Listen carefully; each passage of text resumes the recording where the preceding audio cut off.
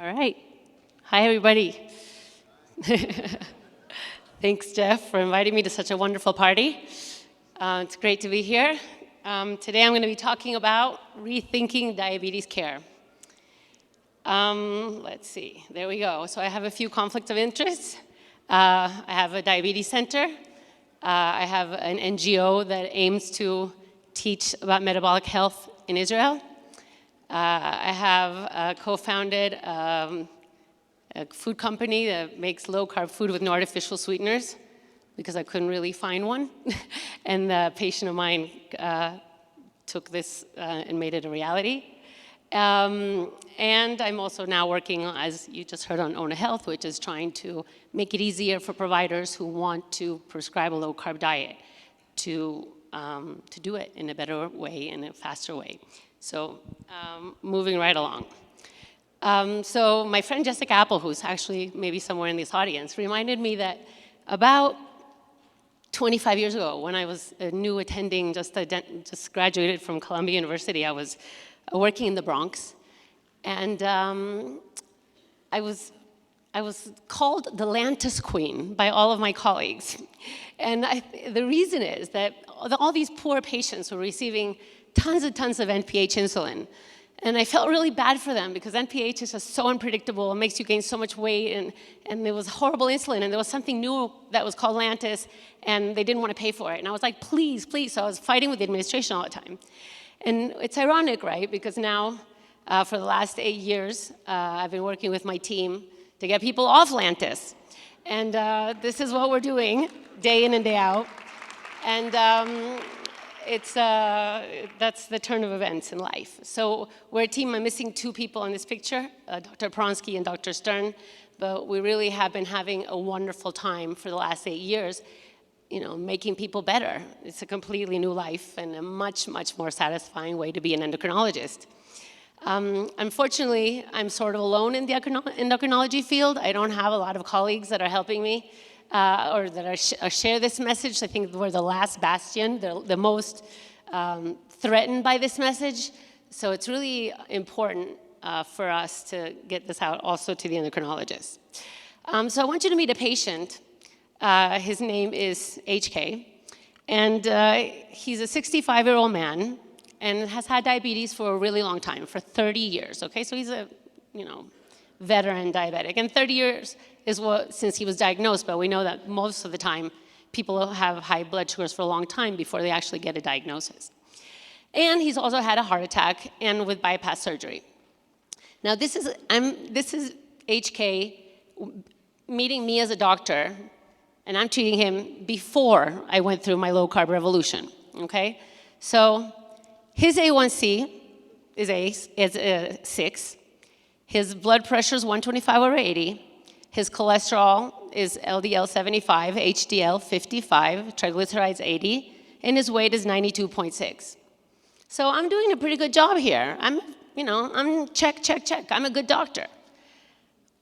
But the thing is that to get there, he takes long-acting insulin, short-acting insulin with every meal, metformin 3 times a day, Victoza, GLP-1 once a day, Actos, and Jardiance. And all of this together does bring him to an A1C of 6. His blood pressure is controlled with 3 blood pressure medications, which is the average for diabetics. They normally need 3.5 medications to get their blood pressure down. And he's treated on Lipitor. So, this is complicated because this means that he has to take 5 shots a day. He has to check his sugars at all times. He's at risk for gaining weight, of course, from the insulin and the Actos. The Jardiance makes him pee all the time. And he has muscle cramps as well as impotence from the meds, or worsen impotence.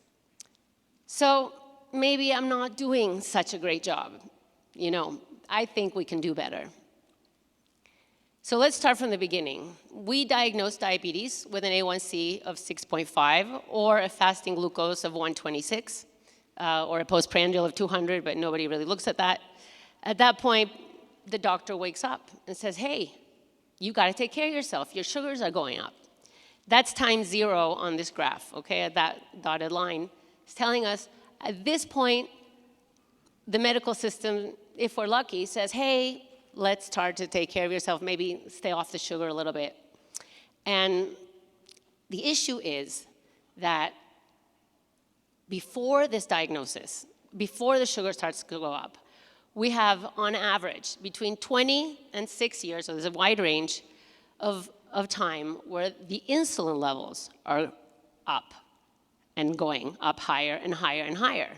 And it's only when you can't keep up with all of that insulin that you need to be producing to keep the sugars normal, then diabetes creeps in. So this comes from a wonderful prospective study that was done at the Joslin that looked at patients that didn't have diabetes, followed them for many, many years, and these were patients that were offspring of people with diabetes, so they were at high risk for developing diabetes. I think this is beautiful data because it is 100% the case. Nobody develops high blood sugar with type 2 diabetes unless they've been hyperinsulinemic before. So insulin, a hormone that everybody in this room is very familiar with, is secreted in response to food. And as we heard this morning, it's also secreted into all macronutrients. It's in response to carbs, of course, the most, but also protein and also lipids. And the thing about insulin is that it's super, super key that there be a balance in its secretion. So there's a time for growth and for building, and there's a time for breaking down. And this balance is totally critical to our metabolic health. Insulin is a very active hormone. It does many, many things. And one of the things it does that we're it's most famous for is, of course, lowering blood sugar. But the same hormone that helps to bring the blood sugar, lower the blood sugar and bring it into the cells is the hormone that causes us to gain weight.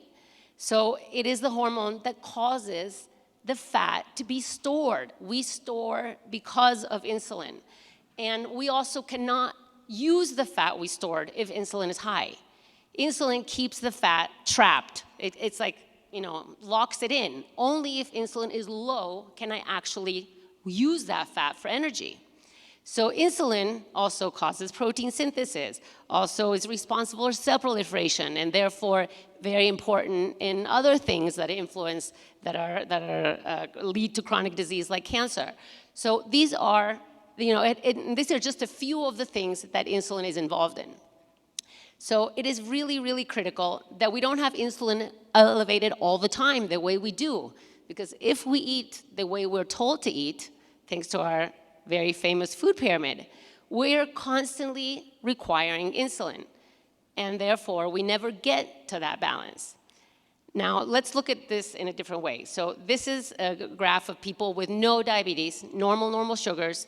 When they're fed over a 24-hour period, they measure their insulin levels, and you can see that they go up, and then they go down, and they go down to a level of about 4 or less, and that's where we want to be. This is a normal insulin secretion pattern. Now, what happens is that for some reason, and we're still talking about what that reason is, right? We get into a state of insulin resistance. And insulin resistance is a situation where the sugar might still be normal, okay? Like in these guys. But in order to keep that sugar normal, the pancreas is working its butt off, pushing and pushing that insulin out so that we can actually get the sugar to be normal in the blood. But as we said, insulin has a lot of other functions, and this is not a healthy situation to be in. And notice that the gray doesn't go down. So we're constantly storing fat, whether you're eating or not eating. So fat is supposed to be stored subcutaneously. It's supposed to give us cushion. It's supposed to keep us warm. But the problem is that we run out of space, and then we start storing fat in places where we shouldn't be. For example, viscerally. And everybody here knows that this is not such a good deal. Now, fat actually is supposed to look like this under the microscope. It's small adipocytes, and they're all next to each other. And that's great because new stem cells that become pre-adipocytes that then become adipocytes are able to come in and get filled up as needed. The issue is that for some reason, and I've heard various theories, one is seed oils as a cause, is that maybe we cannot bring in new pre-adipocytes. And at that point, we start to stuff in all the fat into the fat cells that do exist. And this makes the fat cells very large. Some of them sort of explode. They are hypoxic. They secrete all sorts of cytokines. They create inflammation. They leak out free fatty acids. And this local inflammation becomes systemic, and we start to get kind of sick. So this is not a good situation. Now, when we start putting fat in places where it shouldn't be, okay, just remember, fat always needs to be in the fat cell. That's all. If the fat is not in the fat cell, we're in trouble. When we start putting fat into organs, they start to malfunction. Okay, so for example, if there's fat in the kidney, for example, we start getting proteinuria. Okay, protein in, we shouldn't have protein in the urine. That's valuable macronutrient that shouldn't be lost in the urine. When we have fat in the heart, we start developing left ventricular diastolic dysfunction, a very common complication in diabetes.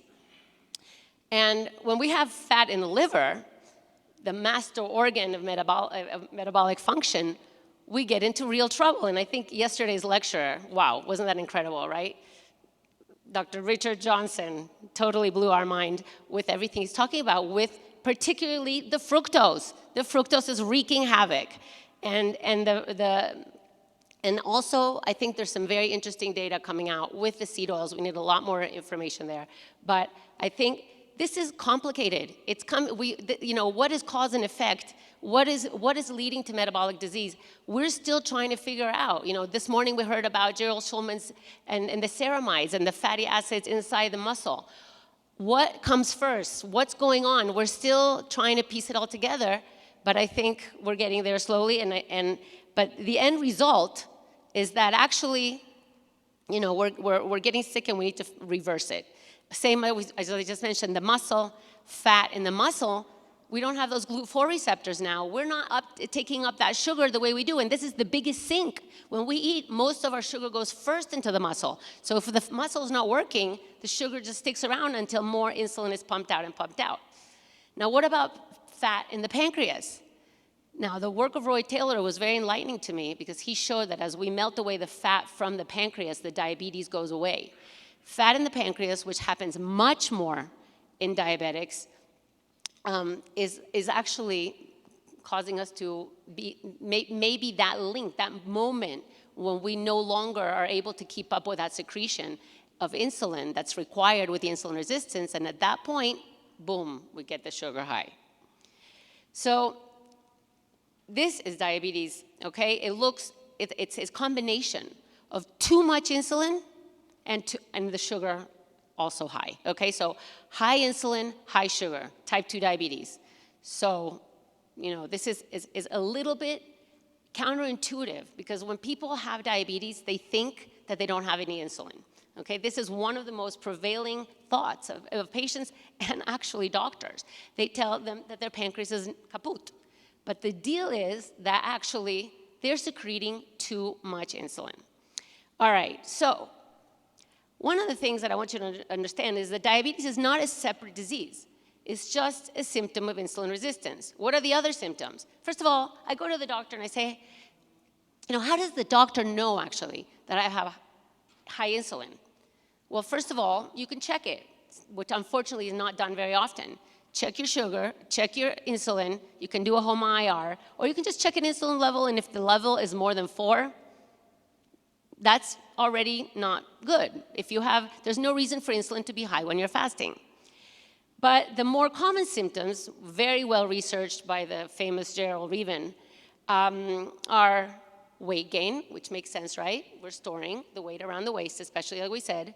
The high triglycerides, as the insulin stimulates the production of VLDLs and triglycerides, and the fat is spilling over into the blood, and we said we don't want fat anywhere but in the blood, in the adipocyte. The low HDL, because it's mopping up those triglycerides. High blood pressure. Insulin, through many, many mechanisms, increases high blood pressure. For example, by holding on to salt at the nephron, at the level of the kidney. And the dysglycemia, the high sugar. A little bit of high blood sugar is a symptom of insulin resistance. A lot of high sugar is also a symptom of insulin resistance. That's diabetes. It's just an it's an extreme form of dysglycemia. That's it. Okay, there's nothing more to it than that. Now, why do we care? Because all of these are risk factors for heart disease. And of course, once you throw the sugar in there, everything gets 10 times worse. But all of these we care about this because this is what number one reason for heart disease, for cardiovascular disease is the number one reason for death in diabetics. But of course, that's not the only thing. Now, there's a beautiful trial, like I just mentioned, Gerald Reaven. He's really the father of this whole idea of metabolic syndrome. And he did a study of 600 people, followed 600 people prospectively for 13 years, okay? And nobody had diabetes, nobody had cardiovascular disease, and they divided it into quintiles depending on their insulin level at the beginning. And then they noted that those people that had high insulin levels had 4 times more chance of getting cardiovascular disease. And what's interesting is that insulin, even aside from all of these signs and symptoms, insulin in and of itself is also an independent risk factor for cardiovascular disease. This is New England Journal. I think this is an incredibly powerful message because the question is, we need to understand that this is not really should be given as a treatment, right? So there are many, many things that are linked to high insulin, and you guys are familiar with this. This is a very educated audience. And this is, Ben Bikman is the king of all of these different manifestations of insulin resistance. But I just mentioned the cardiovascular, but there's so many endless studies on PubMed that you can look up that will show you the link between hyperinsulinemia and Alzheimer's and cancer and migraines and reflux and PCOS and preeclampsia, osteoporosis. I mean, just things that we don't think about, sarcopenia, and so on and so forth. So the question is, should we be treating patients with insulin? And I think that this is a very relevant question because if we look at the US population, okay, out of all, this is a New England Journal published last year. Now let's look at the meds. If you can see here, insulin is the red. Insulin is the orange, okay? The orange, and it's about a quarter of the patients are requiring insulin, which, by the way, a few years ago, it was 16% when I was a resident. So things increase significantly. But that's not on there. Well, anyway, the bottom line is that insulin, instead of going down, is actually going up.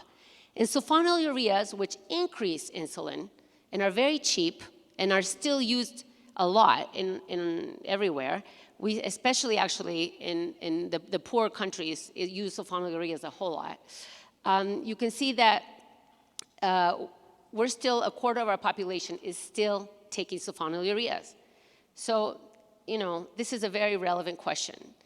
And we have a very good study that was done that came out, published in 2008. And there was this study and 2 other studies that were huge, published in 2008, back to back. And anybody that was in this field remembers, kind of like 9/11, where were you when you heard about this study? Because it really was pretty earth-shattering. Let me tell you about the study. 10,000 people, okay? Not sponsored by pharma, NIH sponsored. Then they took 10,000 people with type 2 diabetes that were high risk for cardiovascular disease. And they divided them into 2 groups. They said to one set of doctors, let's bring down the A1C to 6. Because right now the gold standard was 7. But they said, let's bring it down to 6. Let's do anything it takes to bring down the sugar. The other group, the standard, said, just do what you're supposed to be doing. So, after not too long, they actually had to stop the study because the intensive arm was dying more, okay? People who were reaching normal glucose levels were actually dying more. But not necessarily reaching, they were trying to reach, okay? That's the first part. They were trying to reach normal glucose levels. They died more frequently. I mean, can you imagine? Here we are, trying as hard as we can to bring down the glucose levels to normal and finding out that we're killing patients. So this was really devastating and very confusing for all the entire, everybody in the American Diabetes Association, the American College of Endocrinologists, everybody was very, very confused. And after that, the guidelines started to change. Instead of having as a goal A1C of 7, they said, let's individualize. If you're high risk, don't push it. Don't try to bring the sugar down too much. And no matter what, they looked for any cause. They looked everywhere. They thought maybe it was the hypoglycemia. Did the group with A1C of 6 have more hypoglycemia? No. They looked for, was it the actos, the PPAR gammas that were maybe causing the increase in deaths? No. They couldn't find it. But you know what, guys? The group that died more, 77% were on insulin, and 55% in the other group. And I don't think anybody was actually thinking about that at that point. So I think this is a wake-up call, and we should have thought about that then in 2008. Now, actually, it matters how you lower the blood glucose, okay? So if you're treating with an SGLT2, for example, oh my God, one sec. SGLT2 decreases both insulin and sugar, which means that actually you improve mortality. So everybody's going crazy over these new meds because they improve mortality. Same with the GLP-1s. The GLP-1s, like Ozempic, lower sugar and lower insulin, and they improve mortality. So it matters how you do it. Now, let's rethink about all of this in the light of what I just talked about. So diabetes is actually really caused by what we eat. Somehow, the high insulin becomes insulin resistance, and this leads to diabetes. Or whatever that mechanism is in between, because we still have a lot of question marks. The processed food with the seed oils and the sugar and the processed carbs are making us diabetic. Most of the time, this is the reason behind it. And what we need to do is lower that insulin first. We gotta get that insulin down and then deal with everything else. And the best way to do this is by not prompting the pancreas to secrete more and more insulin. We don't need it to secrete insulin if we eat foods that are mostly protein and fat, okay? And you can pick and, like we talked about, have our battles about that. But bottom line is, let's get the processed food out first, and then we can debate amongst ourselves. So if that doesn't work, and by the way, I just want to go back for a second. The reason it's important to be extreme about this is because I love the state of ketosis. The state of ketosis provides so many other benefits. And if we go just a little bit below, we don't get there. We got to go all the way, because then we actually allow the body to start burning fat, and we get all the other pluses of that beautiful molecule. So medications, we have a plethora of medications. Let's try to stay away from those that increase insulin, the sulfonylureas, the meglitinides, and the insulin. So let's meet HK after he's been my patient. Again, after I went through my own revolution and said, hey, let's try eating protein and fat and leave the carbs. And his wife actually came into my room and screamed at me. So what actually happened is that he kind of looks the same. His A1C is still 6, blood pressure 125 over 80, and the LDL is 75, with the HDL of 55 and the triglycerides of 80, but now he has lost 10 kilos. But the thing is that, oh wait, sorry guys, I'm like totally not. This is the new HK, sorry. This is the new HK. He looks the same, but 82 kilos here. But the thing is, okay, is that he's on the meds are much, much lower in number. He is still on a shot a day because he's had diabetes for 30 years, and this is something we need to understand. Reversing diabetes becomes harder and harder with time, okay? So we're gonna need meds, and this is why it's important to understand what meds to use. So, he's doing a hell of a lot better. He feels great, full of energy, and we all know how great this is. All right. So I want to just tell you a little bit, because I was very inspired by the Unwins. David Unwin did an internal audit and published it, and I was like, hey, let me look at my data. So I just want to tell you about a cohort of 102 patients that we followed for 6 months. And we have they've also seen a dietitian. We know that they follow the low-carb diet. At some point, we have a record of that by their ketones. And their average age is 60, 50% women, 50% men. Average time with diabetes is 11 years. And actually, we started out with more than a quarter, 27 of them on insulin, and only one of them were on insulin 6 months later. So looking a little bit more in depth, I can't see much here. Okay, so the average weight at the beginning of treatment was 90, and after 6 months, it was 82.9. The systolic blood pressure went from 139 average to 127. A1C was 7.8 at the beginning on average, down to 6.2. The plasma triglycerides went down from 214 to 131, and the HDL rose from 43 to 52. So I think this is important because we know that this works in trials. We have a lot of trials. We have wonderful trials. But I wanted to see what's more of real life, what's really happening in the clinic. And then talking to David Unwin, he mentioned this audit done by the UK National Diabetes Audit that said that they estimated that for every year that a patient lives with an A1C of more than 7.5, they lose around 100 life days. So I said, okay, let me look at our clinic and see what's going on here. And how are we doing there? So out of this cohort of 102 patients, 49 patients had an A1C of more than 7.5 when we started. And I wanted to see what percent actually were able to get down below 7.5. So this 49 patients in this group had an average of 8.9 A1C. And after 6 months, their average A1C was 6%.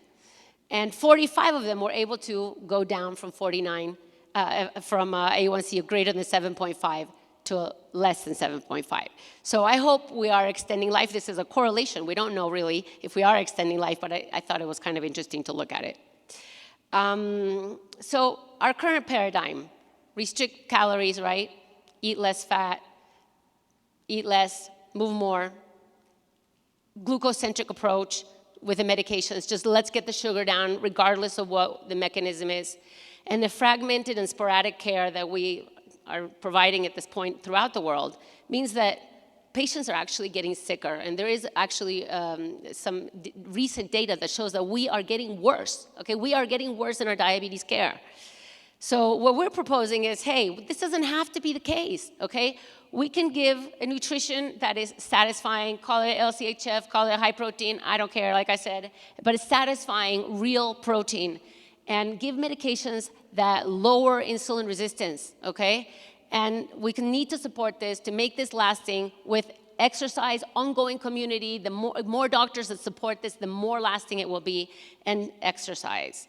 But there's another piece of the puzzle, and that is we've got to treat the sugar addiction, which is totally related, of course, to the processed food. But the more we bring awareness to this, the more we talk about this, the more we understand and help and give tools to patients to deal psychologically with changing the relationship with food, we're going to get much farther along. So I really think that this is another piece of the puzzle that fortunately is becoming much more common in this community to discuss this, but I think that is still considered fringe.